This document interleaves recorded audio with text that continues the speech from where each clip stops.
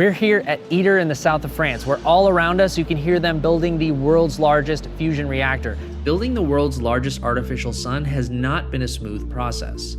A series of setbacks have added years to the timeline and billions more to the budget. This is why ITER is so expensive, it's taking so long. At the same time, private fusion startups have been multiplying, with many hoping to beat ITER to major milestones. That China and Russia were going to collaborate with the US and Europe and add in Korea and India and Japan. That's either genius or insane. I ventured into the heart of this one-of-a-kind mega project made to contain temperatures 10 times hotter than the core of the sun to meet the people bringing this godlike power down to Earth. And what I discovered is that ITER is already changing the world, and it's not even finished yet. The dream of ITER comes to us from the sun, which is living proof that the holy grail of a self-sustaining fusion reaction is possible under the right conditions. Controlled fusion releases millions of times more energy than the burning of fossil fuels and 4 times more energy than the reactions that power traditional nuclear power plants, without the risk of meltdown, long-lasting radioactive waste, or releasing carbon into the atmosphere. We just have to create the right conditions to make it happen. But recreating these conditions on Earth is like trying to catch lightning in a bottle. Meet plasma, the fourth state of matter, along with solids, liquids, and gas. It occurs when a substance gets so hot, the center of each atom separates from its electrons, making a very spicy soup of free electrons with charged ions moving through it. And because plasma is made up of all of these charged particles, the only way to effectively bottle it is with magnets. If I am weaving a magnetic field from a central magnet made in San Diego, D-shaped magnets going around the vacuum vessel that are made in Italy and Japan, and then circular magnets made in Russia, in China, in Europe, etc. If I want to contain those microscopic particles, the weave has to be like Egyptian cotton. It has to be super, super tight. If I make the machine 10 times bigger, the precision still has to be in millimeters. ITER's central solenoid magnet is the largest magnet in the world.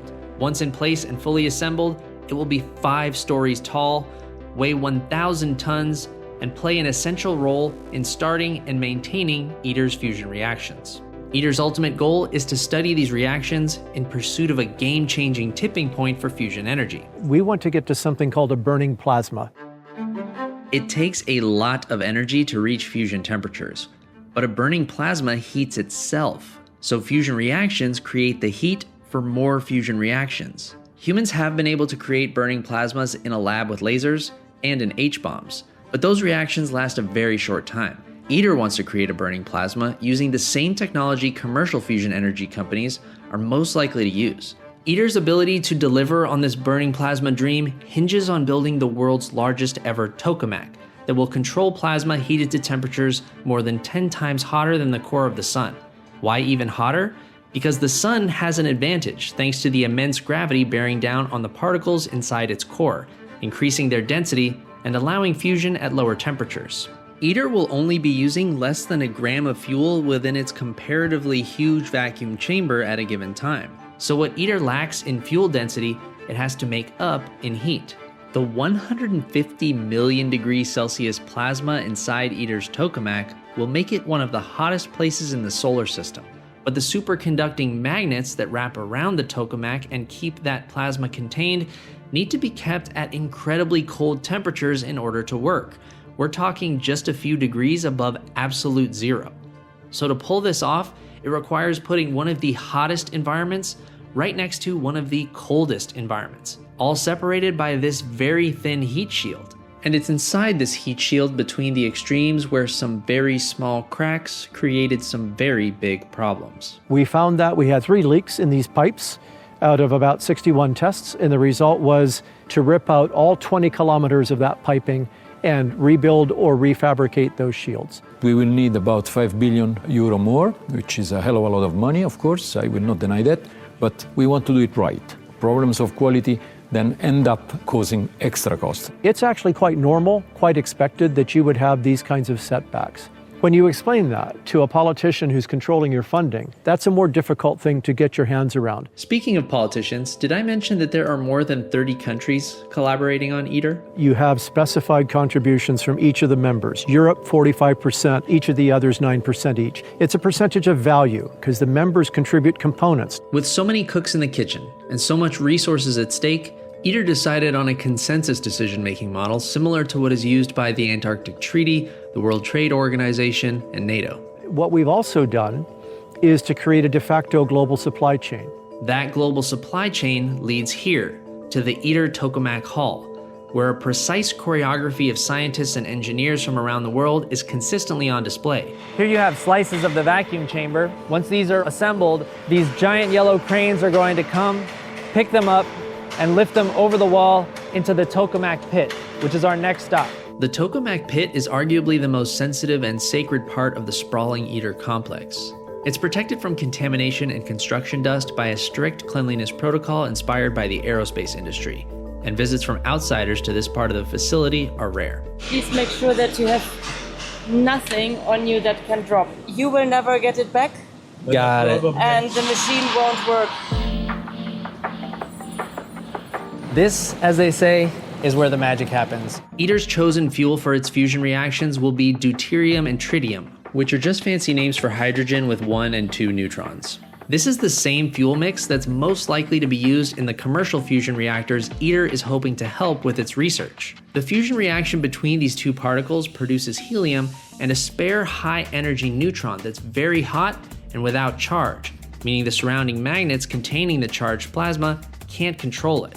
As fusion occurs, these particles will slam into the walls of the tokamak, so they have to be well designed to withstand that sort of impact. As you see, these yellow holes, in 4 of these holes we will attach a shield block.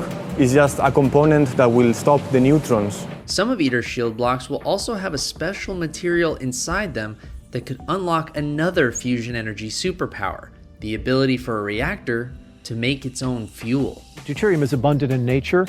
Tritium is very, very scarce. You have to breed it from putting lithium in some form in the walls of the tokamak. That's been demonstrated, but we need to demonstrate it at scale. ITER is ultimately a research tokamak, meaning it won't be providing power to the grid, but that was never its purpose. ITER represents a bridge between research facilities and commercial machines. Every problem ITER is able to solve is one less that commercial fusion companies will have to confront. Many of the new tokamaks look like ITER after all of this knowledge. We are developing a lot of software to predict what the plasma is going to do. Now we are trying to release this as open source. One of the things that struck me most about ITER is how the project is treated like an open book. We're in the process of writing an ITER engineering handbook, and we talk about mistakes. We talk about this is what we learned, this is what we did wrong. Every member state in the ITER agreement has access to all the science that comes out of ITER, and any non-member state that wants access to the science can get it, as long as all the member states agree to share it with them. We have become a model for how countries of unlike persuasion